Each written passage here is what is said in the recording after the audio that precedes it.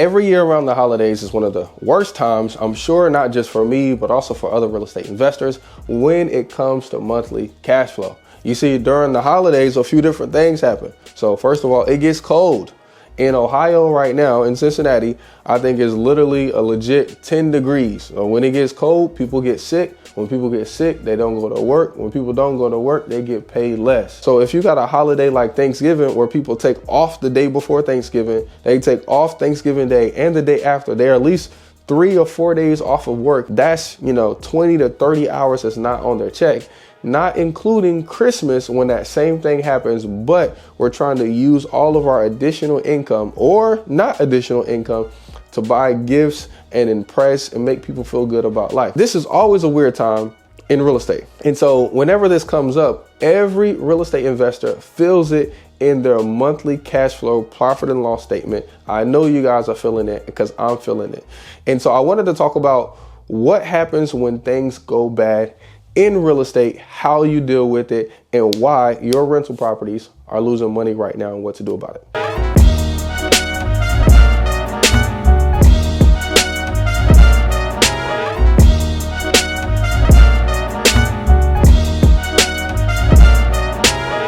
What's up, guys? It's your boy Sawan Belcher. This is me taking action right here on YouTube. We talk every week about how to use real estate investing to replace your 9-to-5 income. Now, what I love about real estate is it's not jewelry. Okay, by the time you pay $1,000 for a chain, you can't sell it unless you go to a pawn shop, and you gotta sell it for $300. Real estate ain't jewelry, okay? What makes real estate so great is, first of all, it is backed by a mortgage. When you have an asset that's real and it's backed by a mortgage, you don't have to bring all of your money or any of your money in order to pay for it and control it. Real estate also has an upward trend of appreciating 4 to 5% every single year. So over time, it's going to go up in value. Also, real estate is a commodity that is needed. It is necessary for life. Right now, if you look up, you probably have a roof over you, or if you look straight ahead, you probably have a roof in front of you. All people need real estate in order to survive efficiently in this world. Between these three gives you a safety net in real estate. One of the benefits of renting is you can just up and leave anytime you want and change your life, and that's great for them, but bad for the landlord because that could leave you in a spot where you have a property that is vacant, and now you are responsible for the maintenance, for the mortgage, the taxes, and the upkeep of that property while it's vacant. Now, most of you guys know that our landlords right now, or maybe you know just because you watch a lot of videos from me, but whenever somebody moves out, most of the time you have to reinvest some of those rents that you got paid for the year or more to do a turn, put carpets down, well, we're not putting the carpets in rental property, put LVP down or repaint a property, or maybe replace a vanity or light fixtures, or maybe there was a glass that was broken, you got to replace a window pane. But that money adds up and takes away from the rent that you just collected from that past year, which will either break you even or cause you to lose. Now, if you're managing a big portfolio like myself, shout out to you guys that got 20 doors, 30 doors, 40 doors, or upwards of 100 doors or more. Shout out to y'all. But whenever that happens in a concentrated period of time, like right now during the holiday season, you will end up evicting 2, 3, 4, 5 people at one time and leave you with 5 or 6 properties that might be vacant. Now, don't get me wrong. Some of those people, we give them grace. Some of those people end up catching up on their payments and they end up staying, all kinds of things. But, when you have 3 or 4 properties that go vacant at one time, now you got a real big problem on your hands. So a lot of you guys are thinking that want to get into real estate that's what I'm afraid of. That's the fear that I have. Don't be afraid, my sister, my brother, okay? Because this is real estate. Remember those 3 things that we have.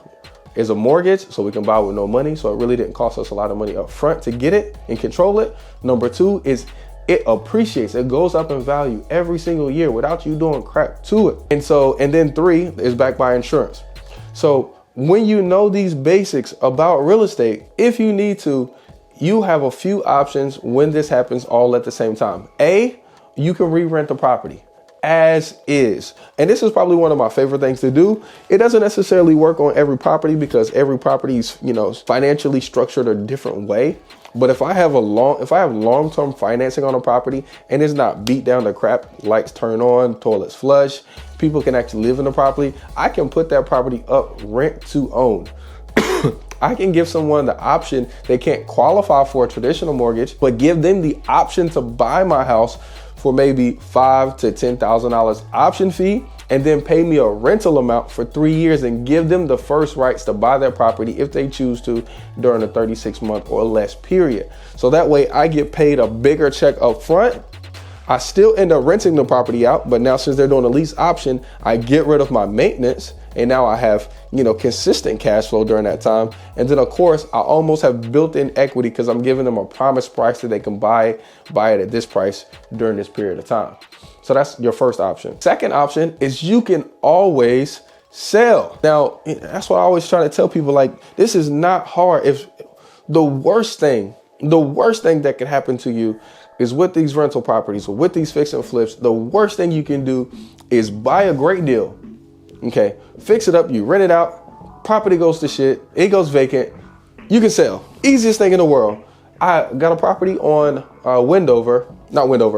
Willow. I've owned it for 3 years, and every year I end up evicting people out of this house, and I have to fix the property back up. So $10,000 to $12,000. So all of my rents that I just collected for the year gone down the toilet. And of course I have mortgage and taxes, so I'm negative every year for the last 3 years. This year it happens again without doubt, and I'm like, forget it. I'm just gonna put this property up for sale as is. I had a cleaner go over and clean. I had my picture guy go over and take pictures for $100. We put it up on the MLS, and in 3 days, I got an offer of $135 with $1,500 seller concessions. Mind you, I originally paid $52,000 for the property. I refinanced it to cash my private money guy out. I owe $70,000 on it right now. $135 minus $1,500 minus $71,000. What does that equal? $45,000. Okay. This is not something like fake. It is okay. Okay. At the end of the day, we're talking about dollars and cents here. Sell the property, make your profit, move on and do it again. Number 3, you could say, hey, I love this property so much, it's not necessarily the time to sell it. I do want to reinvest some of my profits that I made from not this property, but some of my other properties, and I do want to fix it up and get it rented out for a higher amount. Every time I re-rented a property, I've gotten a higher rent every single time. When I first bought Willow, when I bought it, it was rented out for $625.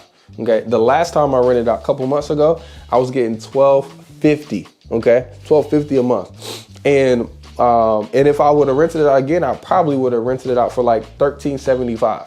Okay, rents consistently go up, especially when we're in markets like we're in right now, where the supply is low, which keeps the demand high. So landlords are kind of controlling the market. People that own houses are controlling the market. So prices are staying consistent and sturdy and even going up slowly. I'm making this video to share light on, yes, you can have 70 rentals and you make great cash flow, but you could also have 70 rentals and then next thing you know, 10 of them go vacant.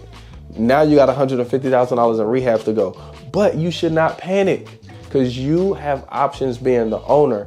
And if you're buying the way we talk about here on the channel, you're always gonna be able to sell and bust out a $40,000 check, $50,000 check. I'm selling one of my rental properties right now. It's not vacant, but I just looked at my portfolio and I determined that it's time.